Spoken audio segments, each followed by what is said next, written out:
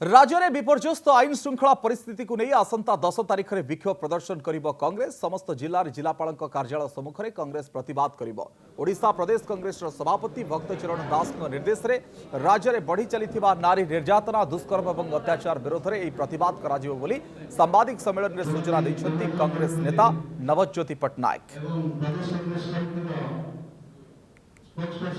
हम पीसीसी सभापति श्रीयुक्त भक्तचरण दास निर्देश में आमे आसंता 10 तारिख दिन महिला को सुरक्षित रखापी आमे गोटे एजिटेशन करुचु एडीएम को ऑफिस सामने आमे गवर्नमेंट को चेतई देवाई चाहूँ एवं लोक को सचेतन करने चाहूँ कि जो वुमेन एट्रोसिटी जो आज आम राज्य में होची यही कार्यक्रम द्वारा आमे समस्त को जनवाई चाहूँ कि महिला को सुरक्षित रखापी गले आमे राजरास्तार ओह्लैया राजी आसीगलुनी।